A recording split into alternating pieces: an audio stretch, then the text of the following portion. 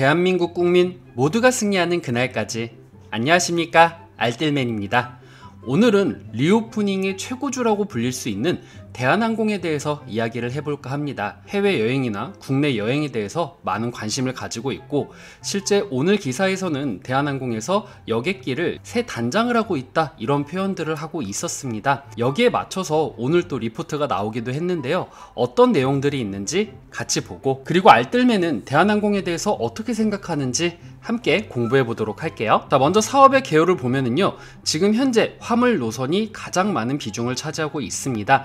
76.5%의 비중을 차지하고 있는데요. 그 다음이 국제여객, 그 다음이 국내 여객이었습니다. 이제 리오프닝이 활성화가 된다라고 하면은 처음 국내 여객부터 증가가 되고, 그 다음 국제여객으로 증가가 될 것이다 라고 저는 개인적으로 생각하고 있고요. 왜 이런 현상이 나왔냐 라고 보면은, 실제 코로나로 인해서 사람들이 비행기를 타고 여행을 하지 못하기 때문에 이런 부분으로 인해서 대한항공은 진즉에 2020년도부터 고객들이 앉아야 될 좌석들을 다 띄고 화물을 싣는 용도로 변경을 했습니다. 그래서 화물선이 본격적으로 운항을 하면서 대한항공이 실적을 내고 있었다라고 확인하시면 될 것 같습니다. 자, 그럼 먼저 2022년도 4월 15일 이베스트 투자증권의 리포트부터 보도록 하겠습니다. 1분기 매출액은 2조 7,311억 원으로 전년도 대비해서 52.4% 증가가 될 것이고, 영업이익은 5,596억 원으로 전년도 대비해서 450.9% 상승이 될 것이다 라고 전망하고 있습니다. 하지만 이러한 내용은 영업이익과 매출액 모두 컨센서스를 부합하는 부분이다 라고 예상하고 있습니다. 지난해 3분기 연속해서 상승했던 영업이익률의 상승률은 2022년도 1분기를 기점으로 해서 하락 전망을 할 것이다 라고 이야기를 하고 있는데요.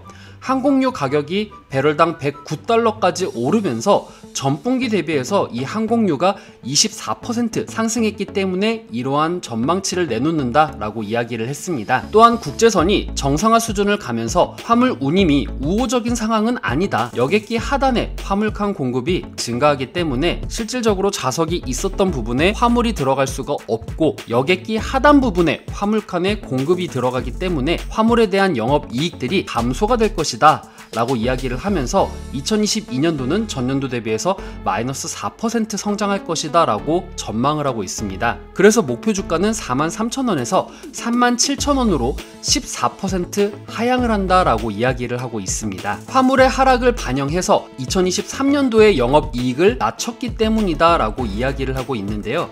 제 개인적으로는 2022년도 본격적으로 사람들이 리오프닝으로 인해서 여객기 이용을 많이 하고 화물 이용을 할 수가 없기 때문에 2023년도의 영업이익도 그만큼 떨어질 것이다. 게다가 항공유의 상승도 이런 부분들을 부추기고 있다라는 것 때문에 이런 부분 때문에 목표 주가가 하향된 것이 아닌가라고 생각하고 있습니다. 하지만 오늘 나왔던 4월 18일 대신증권 리포트에서는 반대되는 의견이 나왔습니다. 이런 부분들이 좀 흥미로운데요.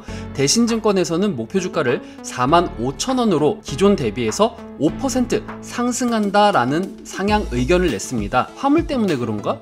전 리포트에서는 화물 때문에 더 안 좋아질 것이다 라고 했는데, 여기선 어떤 이슈가 있는가 굉장히 궁금해졌는데요. 먼저 2022년도 1분기 매출액은 2조 9,595억 원으로 전년도 대비해서 61.1% 성장이 되고, 영업이익은 7,042억 원으로 전년도 대비해서 593.2% 상승이 될 것이다 라고 전망을 하고 있습니다. 여기서는 컨센서스 대비해서 15% 상해가 될 것이다 라고 전망하고 있는데요. 여객 부분이 예상보다 견조하고 높은 화물의 운임 때문에 이러한 예상이 가능하다라고 이야기를 하고 있습니다. 물론 지금 현재 증가하고 있는 항공유가 현재 배럴당 115달러로 상향을 해도 2022년도에는 빅 서프라이즈가 가능하다라고 이야기를 하고 있는데요. 2022년도 컨센서스 영업이익은 1.4조 원으로 1분기 실적 발표 이후에 컨센서스의 상향 여지가 높다라고 이야기를 하고 있습니다.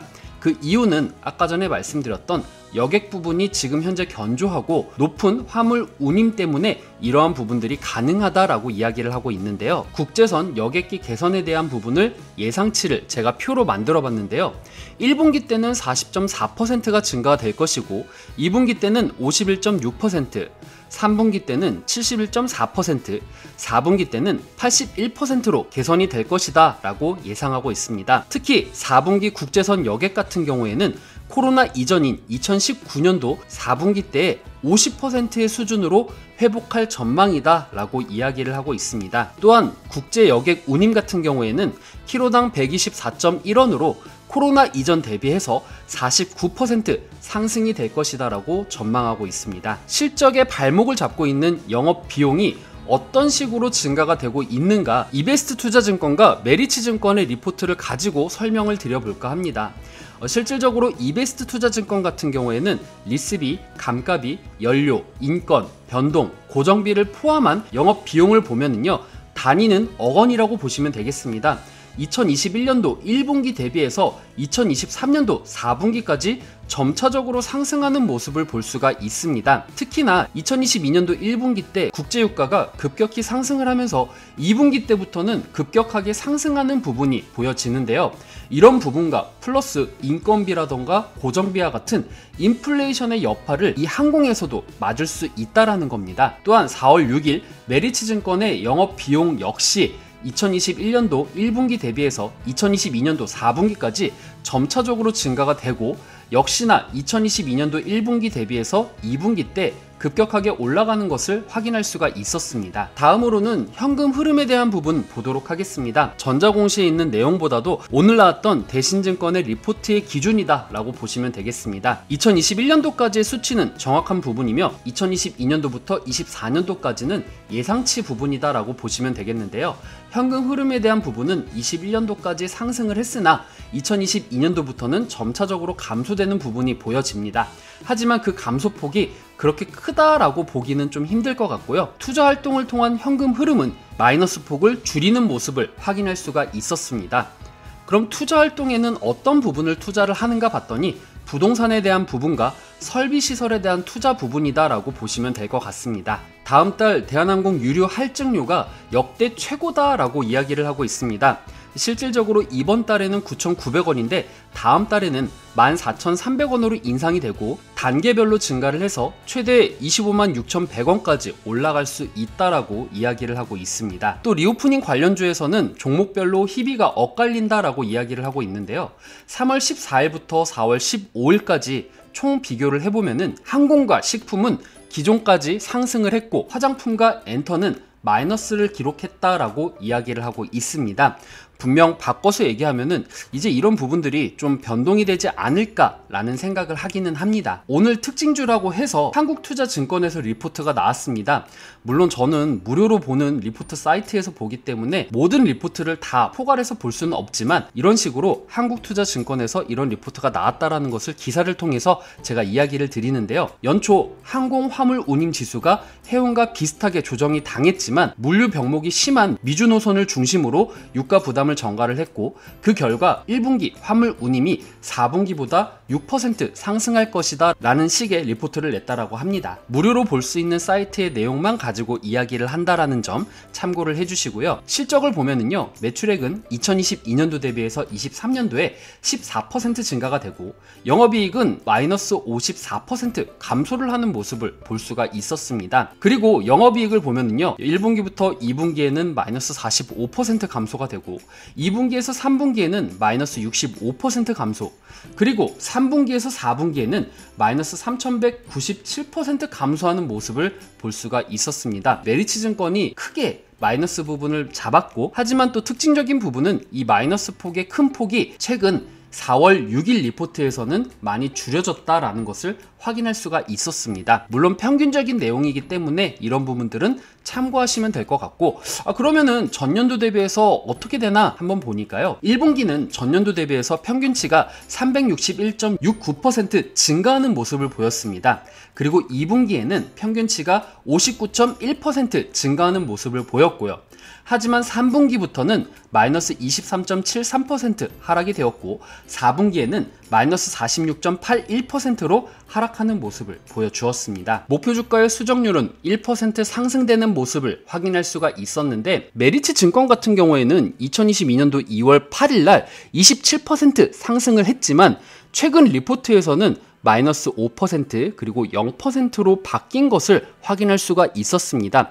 최근의 스탠스는 변함이 없다라는 거 확인하시면 될 것 같고, 이런 부분들을 참고했었을 때 목표 주가의 수정률은 마이너스를 기록하는 부분이 조금 더 낫겠구나 라고 이야기를 드리고 싶지만, 최근 오늘 나왔던 리포트는 5% 상승한 부분을 확인할 수가 있었습니다. 3시 45분을 기준으로 해서 목표가는 28% 성장할 여력이 있다라는 거 확인할 수가 있었습니다. 자, 그래서 적정 주가를 구해보면은요, 목표 시가총액은 10조 9,755억 원 정도가 나오는데 현재는 10조 9,564억 원이 나오고요. 발행 주수를 나누면 적정 주가는 31,555원이 나오고요.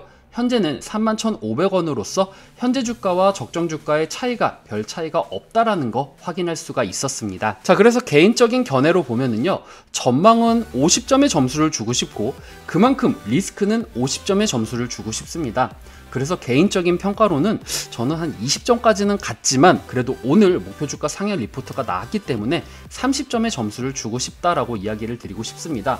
아니 알뜰맨, 지금 리오프닝 수혜를 받아야 되는 이 대한항공주가 왜 이렇게 점수가 낮냐 라고 이야기를 드리고 싶은데, 이건 분명히 저는 전문가가 아니고요, 일반적인 공부하는 입장에서 개인적인 견해로 말씀드리는 부분이니까 꼭 참고만 해주시길 바라겠습니다. 여러분의 의견과 저의 의견이 분명히 다를 수 있고요, 다른 전문가님들의 의견과도 다를 수 있다는 점 확인해 주시고 봐주시면 감사하겠습니다. 제가 긍정적으로 보는 부분은 첫 번째, 리오프닝으로 인한 수요가 폭증할 수 있다는 부분입니다.